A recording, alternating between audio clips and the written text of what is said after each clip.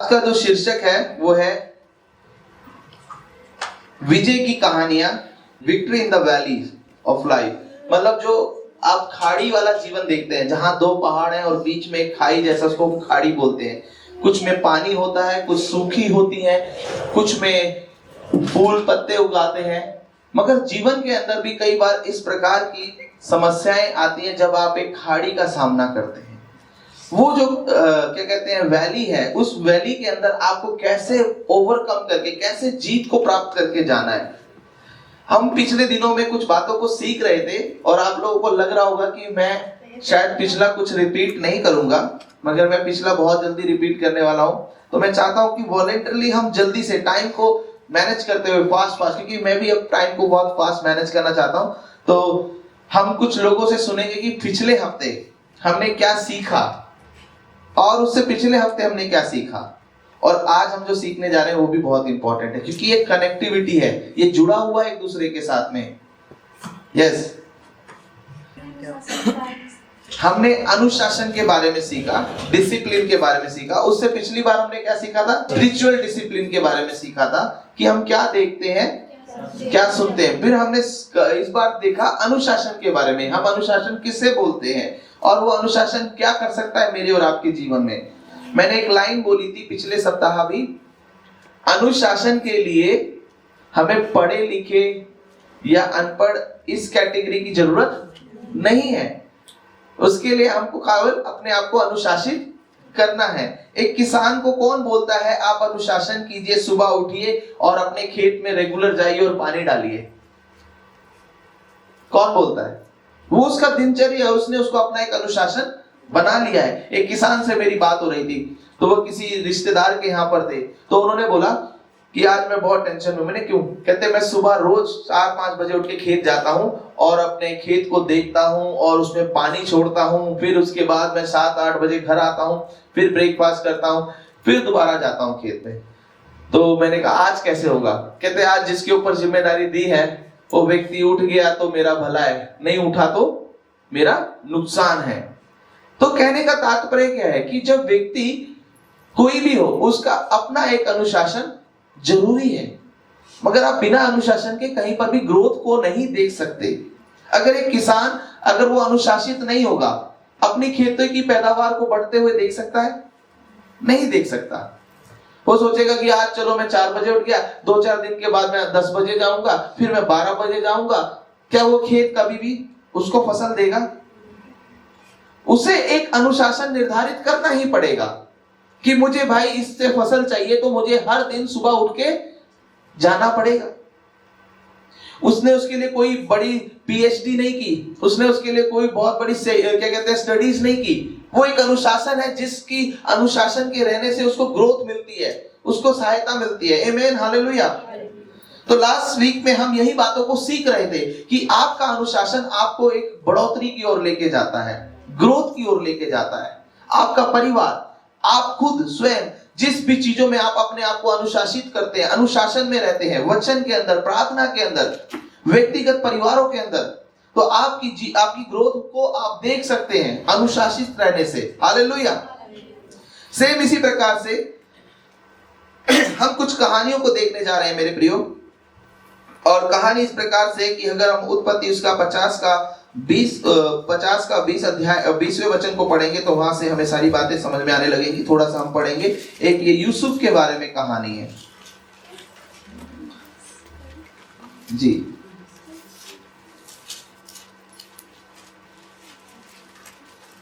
अपने पिता को मिट्टी देकर यूसुफ अपने भाइयों और उन सब समेत जो उसके पिता को मिट्टी देने के लिए उसके संग गए थे, मिस्र लौट आया। तो जब यूसुफ के भाइयों ने देखा कि हमारा पिता मर गया है, तब कहने लगे, कदाचित यूसुफ अब हमारे पीछे पड़े और जितनी बुराई हमने उससे की उसका पूरा पलटा हमसे ले।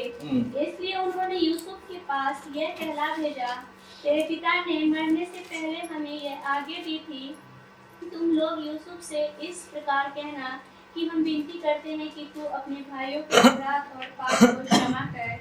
हमने उससे बुराई की थी, पर अब अपने पिता के परमेश्वर के दास का अपराध क्षमा कर। उनकी ये बातें सुनकर यूसुफ रो पड़ा और उसके भाई आप भी जाकर उसके सामने गिर पड़े और कहा, देख हम तेरे दास हैं। यूसुफ ने उनसे कहा, मत डरो, क्या मैं परमेश्वर की जगह पर हूँ? यद्यपि तुम लोगों ने मेरे लिए बुराई का विचार किया था, परंतु परमेश्वर ने उसी बात में भलाई का विचार किया, जिससे वह ऐसा करे जैसा आज के दिन प्रकट है कि बहुत से लोगों के प्राण बचे हैं। इसलिए अब मत डरो, मैं तुम्हारा और तुम्हारे बाल बच्चों का पालन पोषण करता रहूंगा। इस प्रकार उसने उनको समझा बुझाकर शांति दी। आमेन, हालेलुया। मेरे प्रिय, हमने बहुत सारे लोगों ने बहुत बार यूसुफ की कहानी को पढ़ा है, सुना है, जाना है। मैं बहुत छोटे सारांश में ये कहानी को खत्म करके आपको इसके मेन संदर्भ में लेके जाना चाहता हूँ। इसका कहानी का जो मेन शीर्षक वो यही है कि यूसुफ जो है बहुत सारी कठिनाइयों का सामना करता है, बहुत सारी परिस्थितियों का सामना करता है, बहुत सारे चैलेंज उसके सामने आते हैं, बहुत सारी बातें उसके सामने आती है, मगर वो यूसुफ जो था उसने कभी भी हार नहीं मानी, उसने अपने आप को कमजोर नहीं किया, वो कभी भी गिरा नहीं। वो परमेश्वर की उपस्थिति में परमेश्वर के साथ हर पल बना रहा। हालेलुया। और यहाँ पर हम देखते हैं कि जैसे जैसे कठिनाइयां आती गई वैसे वैसे यूसुफ और परमेश्वर को महिमा देता रहा, परमेश्वर का नाम ऊंचा करता रहा, और हर एक परिस्थिति में, हर एक कठिनाई में यूसुफ ने परमेश्वर को कभी नहीं भूला। इसीलिए परमेश्वर भी उसके साथ साथ बना रहा। मेरे प्रियो, जब हम आज अपने जीवन के चैलेंज को देखते हैं, हम अपने जीवन की कहानियों को देखते हैं, हम अपनी परिस्थितियों को देखते हैं, हमारे साथ भी बहुत सारी परिस्थितियां हैं जिनसे हमें लड़ना है, जिन चैलेंज को हमें बाहर निकलना है, जिनसे हमें युद्ध लड़ना है। मगर उसके लिए हमें सबसे पहले क्या करना पड़ेगा? मैंने जो शीर्षक बोला था, विजय की कहानी, विक्ट्री ओवर लाइफ, विक्ट्री, जीत को लेकर आना अपने जीवन के ऊपर। मैं खास तौर पे कई बार कई लोगों से बातचीत करता हूं तो बहुत सारे लोग बोलते हैं कि पास्टर जी ये मुझसे हो ही नहीं सकता, ये मेरे बड़ा मुश्किल है, मैं इस चीज को छोड़ नहीं सकता, ये चीजें मुझसे छूटती नहीं। ऐसा नहीं है। हमने पिछली बार भी एक उदाहरण दिया था, उस उदाहरण को मैं फिर से दोहराना चाहता हूं कि एक डॉक्टर ने अगर आपके जीवन में एक ऐसी समस्या है जिसको करने के द्वारा आपके जीवन में एक असाध्य रोग लग गया, एक आपको रोग लग गया है, मगर एक डॉक्टर ने आपको केवल इतना ही बोला कि अगली बार अगर आप ये कार्य को दोबारा करते हैं या इस चीज को आप दोबारा लेते हैं तो आपकी जीवन की कोई गारंटी नहीं है, आप तुरंत जीवन छोड़ सकते हैं। तो वो जो डॉक्टर की बात है आपके जीवन के अंदर एकदम घर कर गई और आपने इस बात को विचार कर लिया कि इस कार्य को करने से, इस कार्य को खाने से या लेने से मेरे जीवन का एक चरण खत्म हो सकता है, तो तुरंत आप क्या करते हैं? आप अपने आप को अनुशासित करते हैं, आप एकदम अपने आप को उस चीज से अवॉइड करते हैं, उस चीज से हटाते हैं, आप वो चीजों को लेना बंद कर देते हैं क्योंकि आपको पता है ये आपके लिए घातक है। मगर एक डॉक्टर के अनुशासन, एक शिक्षा से आपको एकदम आपने उस चीज को ग्रहण कर लिया। बाइबल आपको हर बार चेताती है कि ये मत कर, ये मत कर, इसको करने से तेरी हानि है, तेरा नुकसान है। मगर हमें ये बात समझ में इसलिए नहीं आती क्योंकि हम आत्मा को खत्म होते हुए नहीं देख रहे ना। हमें ऐसा लग रहा है अभी तो हमारे शरीर में जान है, मगर मैं आपको कहना चाहता हूं कि एक समय ऐसा आता है जब आपकी जान चली जाती है, मगर बाइबल कहती है कि आपकी आत्मा परमेश्वर के पास जाती है और उसी का लेखा जोखा है, उसी का सब हिसाब है। और आप और मैं जो मसीह लोग हैं, हम उसी के लिए कार्य कर रहे हैं। शरीर की अभिलाषाओं के लिए नहीं जी रहे हैं, हम लोग शरीर के लिए नहीं हम कार्य कर रहे हैं, हम अपनी आत्मा के लिए कार्य कर रहे हैं। हालेलुया। कितने लोग इस बात से सहमत हैं? आमेन। तो मेरे प्रियो, जब यहाँ पर हम यूसुफ के बारे में देखते हैं कि यूसुफ एक छोटा सा लड़का था, उसने एक दर्शन देखा था और वो दर्शन इस प्रकार से था कि उसका पूला खड़ा है और बाकी भाइयों का सबका लिटा हुआ है। तो वहां पर उसने बड़े भोलेपन में और बड़े ही सीधा साधारण तरीके से अपने भाइयों को बोला कि मैंने एक दर्शन देखा और उस दर्शन में मैंने ये पाया कि मेरा पूला खड़ा है और आप सबका झुका हुआ है और आप सबका पूला मुझे दंडवत कर रहा है। यहीं से कहानी का विद्रोह शुरू होता है, यहीं से उसकी सारी जीवन की मूवमेंट चेंज हो जाती है। पहले से वो यूसुफ से थोड़ा चिढ़ते थे क्योंकि वो छोटा बच्चा था, अपने पिता का प्रेमी था, मगर अब वहां से और उनके मन में जलन आ गई भाइयों के जीवन में, और भाइयों ने उसे क्या करा, जलन के मारे उसे गड्ढे में डाला, वहां से निकाला, उसे बेचा और वहां से वो गुलामी में गया, किसी के घर में रहा।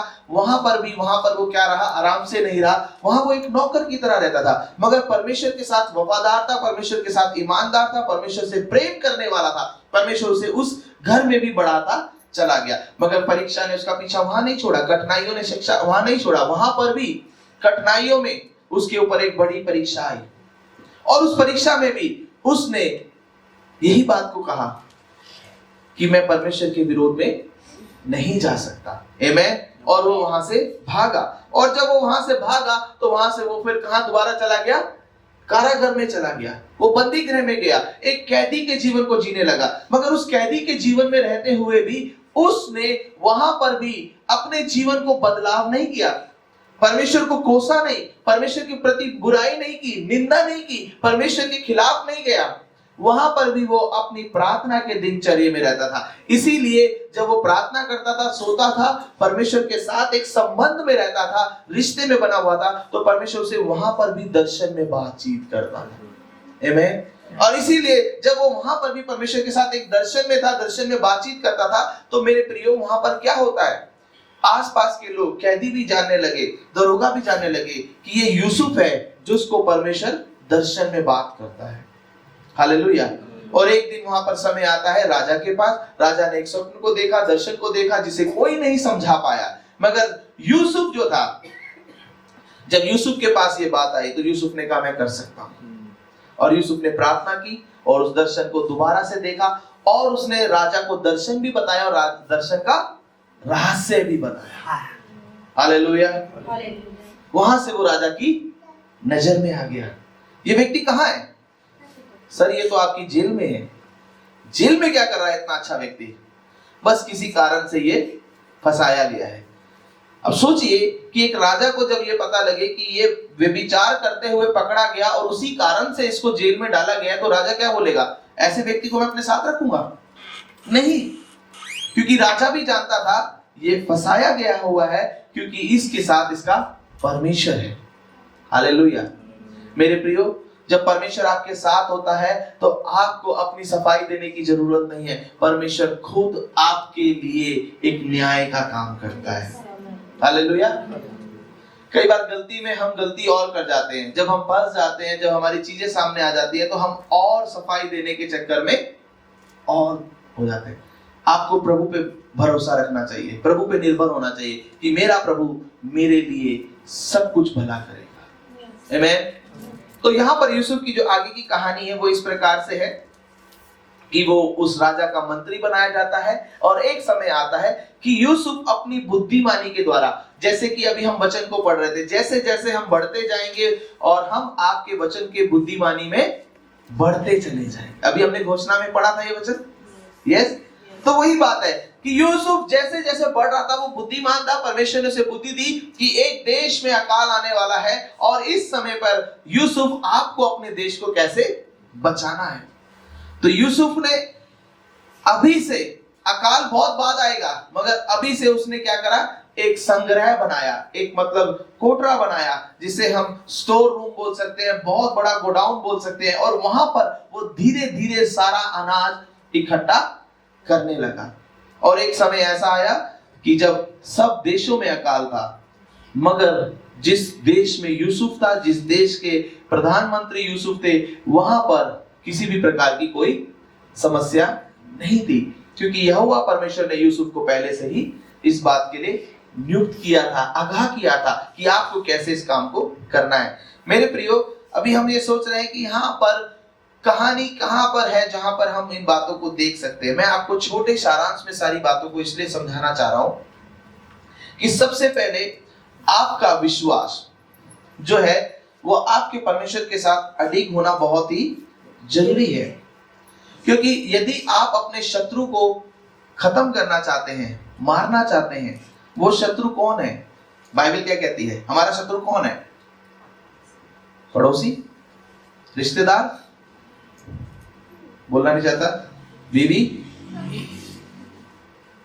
कौन है हमारा शत्रु? शैतान। बहुत अच्छी बात है।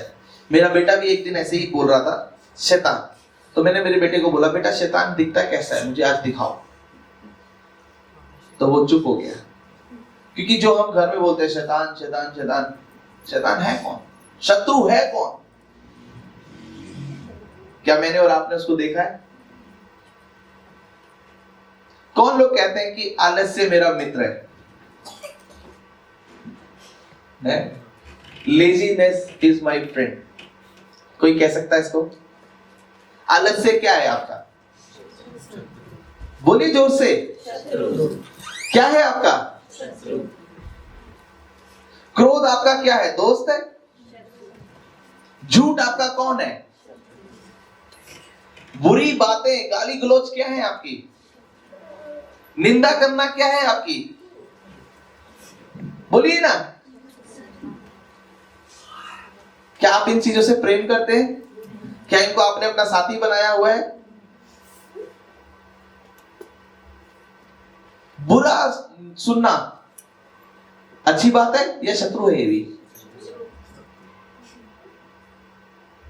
बुरा देखना है?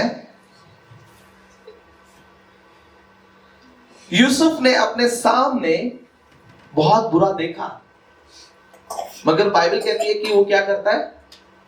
अपने वस्त्र को भी छोड़कर भाग जाता है, क्योंकि वो वहां पर टिकना, एंटरटेन नहीं करा उसने। एंटरटेन को हिंदी में बोलेंगे तो उसने उस चीज का मनोरंजन नहीं किया। उसने उस परिस्थिति में, भले ही उसको इस बात का ना पता हो कि आगे क्या होगा नहीं होगा, वो नहीं जानता, मगर उस समय उसने उस परिस्थिति से क्या करना चाहा? भागना चाहा। क्यों? क्योंकि यहां पर खड़े होकर मुझे कोई भी लाभ नहीं है, मैं गिर जाऊंगा, मुझे पाप आ दबोच लेगा और मैं पाप में गिर जाऊंगा। हालेलुया, मेरे साथ हैं आप? yes. तो उसने क्या किया शत्रु को? यूसुफ ने क्या किया शत्रु के साथ? उसी समय पराजय कर दिया, क्योंकि शत्रु तो तैयार था, मगर यूसुफ ने क्या बोला? मैं ये छोड़ देता हूं। इसलिए बाइबल कहती है हमारी लड़ाई मांस और लहू से नहीं, अंधकार की शक्तियों से। और अंधकार की शक्तियां कौन सी हैं? कौन है? यही तो चीजें हैं, जो बुराइयां। सबसे बड़ा शत्रु इंसान का जो है, सबसे बड़ा आज के टाइम में, चाहे वो कलीसिया में कहीं पर भी हो, सबसे बड़ा है आलस्यपन। हालेलुया। जब तक आप इसको आइडेंटिफाई करके इसको मारेंगे नहीं, इसको पहचान कर खत्म नहीं करेंगे, तब तक ये आपको पराजय करता रहेगा और आप हर दिन पराजय होंगे। आपके ऊपर ये हावी रहेगा। खाली आलस्य नहीं, आपके ऊपर इसका बहुत बड़ा प्रभाव पड़ेगा। आप जल्दी जल्दी गुस्सैल हो जाएंगे, क्योंकि जब जब आलस्य होता है तो आपको कोई मॉर्निंग में बेड पे आपको बोले सुबह जल्दी उठने के लिए, तो आप खुद से पर्सनली पूछिए कैसा लगता है आपको? आप रजाई बड़े प्यार से हटाते हैं? ये जॉब कर करके मैं थक गया, और उसी बीच में कोई और अपना कुछ कह दे कि आपको ये भी काम करना है, बस अब इसी की कमी थी। बाइबल कहती है नींद से प्रेम मत करो, नहीं तो दरिद्रता आ जाएगी। आज जरूरी है हमें इस चीज को समझना, इस चीज को जानना कि मेरा शत्रु कौन है। जब हमें शत्रु पता ही नहीं होता तो हम उसके साथ फ्रेंड्स बन जाते हैं, और वही फ्रेंड जो है धीरे धीरे हमें क्या करता है? खत्म करता चला जाता है। यूसुफ को इस बात का बहुत अच्छे से ध्यान था, इसलिए वो परमेश्वर पे विश्वास करके उस परीक्षा से भागा, निकला, और उसने उस चीज को एंटरटेन नहीं किया। उसने उस चीज पर बड़ा मन नहीं लगाया, क्योंकि वो प्रभु पे भरोसा रखता था। जब यूसुफ बढ़ रहा था, जेल में भी था, और उसके बाद उसके भाई लोग जब उससे मिलने आए तो यूसुफ ने दूसरी ओर क्या किया? अपने भाइयों को देखकर नफरत की, क्रोध किया, क्योंकि दूसरा एनिमी अभी और एक रेडी है। क्योंकि जो उसके साथ हुआ है बदला, या जो वो देख रहा था वो वही करना चाह रहा था मन में, तो मगर उसने क्या किया? उसके अगेंस्ट किया। एनिमी ने तो सोचा था कि अपने भाइयों का बदला लेगा, शत्रु ने तो यही विचार किया होगा कि जैसे ही इसके भाई इसके सामने आएंगे ये इनको बंदी गृह में डलवा देगा और इनसे थोड़ा मार पिटाई करवाएगा, इनको पीटेगा, पिटवाएगा और बोलेगा, याद आया मैं कौन हूं, आज तुम मेरे को दंडवत कर रहे हो। नहीं, उसने ईश्वरीय प्रेम को, परमेश्वर के प्रेम को प्रकट किया और वो उनके पास गया, उनसे पूछा, क्या तुम्हें याद है कि तुम्हारा एक और भाई था? उन्हें बार बार याद था। उनका हाँ एक और भाई है छोटा, और वो क्या कहते हैं घर पे है। कहते नहीं एक और भी होगा, याद करो। तो उन्होंने बोला हाँ एक और भाई था, हमने उसे बेच दिया था गुस्से में। मेरे प्रियो, सबसे बड़ा मैंने आप लोगों को 2026 के अंदर सिखाया था और बता रहा हूं कि हमारा इस 2026 में सबसे बड़ा शत्रु है जो हमें माफ नहीं करने देता। हालेलुया। हम जो कड़वाहट को अपने अंदर रखते हैं वो सबसे बड़ा शत्रु है जो आपकी ग्रोथ को रोक रहा है। आपके अंदर एक परमेश्वर के ईश्वरीय वरदानों को बढ़ने से ज्यादा वो आपको रोक के रखा हुआ है, ताकि आप प्रभु में जड़ ना पकड़े, आप बढ़ोतरी ना करें, आप उन चीजों के ऊपर जय को प्राप्त ना कर सके जो परमेश्वर ने आपके लिए रखी हुई है। आपको उनके ऊपर जीत को प्राप्त करना है। कैसे? जब आप माफ करना शुरू करें। हालेलुया। यहां पर भी हम फिर से उस 50वें पद के जब हम 20 वचन को पढ़ते हैं तो उनके मन में डर था। देखो यहां पर बोल रहा है, तभी तुम लोगों ने मेरे लिए बुराई का विचार किया, परंतु परमेश्वर ने उसी बात में भलाई का विचार किया। उनके मन में वो विचार बुराई का था और अभी भी उनके मन में वो डर था, मगर यूसुफ परमेश्वर की सच्चाई में था, सच्चाई में चल रहा था, इसलिए उसे बुराई से डर नहीं लगा। हालेलुया। इसलिए उसने क्या बोला? मैं तो तुम्हें माफ कर चुका हूं, इसलिए अब डरो मत। हालेलुया।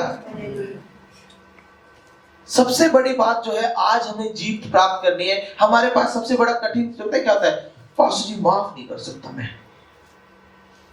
इट मीन्स अभी भी आप प्रभु के प्रेम को चख नहीं पाए हो, क्योंकि परमेश्वर ने आपको माफ किया है। आपको भी माफ करना पड़ेगा, आपको भी इस चुनौती के ऊपर जीत प्राप्त करनी पड़ेगी, नहीं तो अभी भी आप परमेश्वर के उस प्रेम को नहीं जान पाए जिसमें परमेश्वर ने मुझे और आपको क्षमा किया है। हालेलुया। माफ करना मेरे और आपके जीवन की नेक्स्ट ग्रोथ का स्टेप है। हालेलुया। जब हम बढ़ोतरी करते हैं ना, तब कई कई जगहों पर ना लोग आपके साथ ऐसा व्यवहार करेंगे, ऐसी चीजें करेंगे जहां पर आप उन्हें माफ नहीं कर सकते, मगर आपको उनको माफ करना पड़ेगा ताकि आप अपनी ग्रोथ को बढ़ते हुए देखिए। हालेलुया। यूसुफ ने, क्योंकि यूसुफ जानता था मैंने मेरे भाइयों को माफ किया हुआ है, और इसीलिए चाहे इनके मन में बुराई हो, जो मर्जी हो, मगर मेरे मन में इनके लिए कोई भी बुराई नहीं है। और इसलिए वो बोलता है, देखो तुम्हारे मन में बुराई थी इसलिए तुम्हारे मन में ये विचार आया, मगर मेरे मन में तुम्हारे लिए कोई बुराई नहीं, मैं माफ कर चुका हूं, इसीलिए मैं तुम्हारा ही नहीं तुम्हारे बच्चों का भी पालन पोषण करूंगा। हालेलुया। जब आप माफ करते हैं तो परमेश्वर आपको एक नए हृदय में परिवर्तित कर देता है। हालेलुया। मेरे प्रियो, सबसे बड़ी चुनौती पता है क्या है? आपका हृदय, उसको सुरक्षित रखना।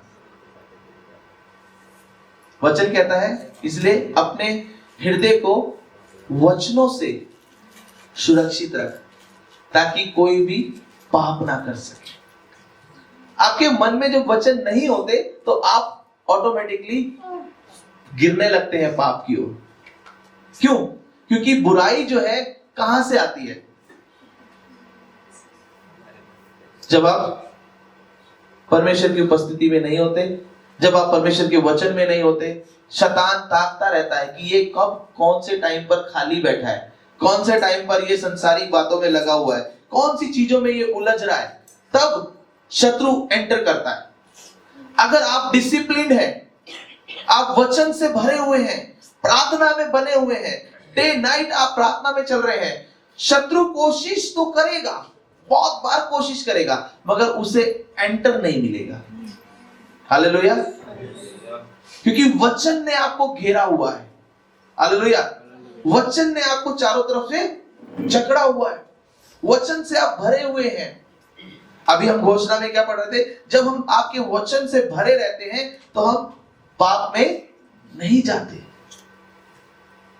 यूसुफ परमेश्वर के वचन में था, परमेश्वर की उपस्थिति में था, इसलिए उसके सामने जो चैलेंज आया उस टाइम वो इजीली क्यों बोल पा रहा है कि मैं ऐसा नहीं करूंगा जिससे मैं परमेश्वर की दृष्टि में तुच्छ गिना जाऊं। कितना इजी होता है ना, हम ऐसा क्यों बोल पाते हैं? कोई परमेश्वर नहीं है, क्योंकि परमेश्वर का डर आपके पास नहीं है। परमेश्वर का डर जो है, भय जो है, वो आपकी बुद्धि का आरंभ है। हालेलुया। आप जब परमेश्वर के भय में रहते हैं, परमेश्वर के वचन में चलते हैं, तो आपको ये याद रहता है कि आप चाहे गुप्त में अकेले बंद कमरे में भी है, वहां पर भी परमेश्वर की उपस्थिति है और परमेश्वर आपको घेरे हुए है। हालेलुया।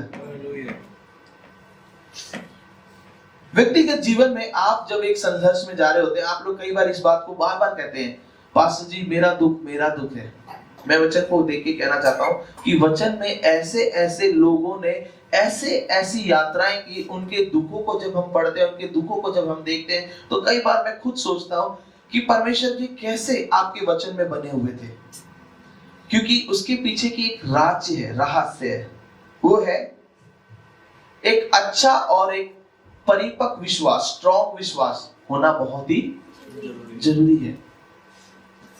जब तक आपके पास एक अच्छा परिपक्व विश्वास नहीं होगा, एक स्ट्रॉन्ग विश्वास नहीं होगा, तब तक आप खड़े नहीं रह सकते।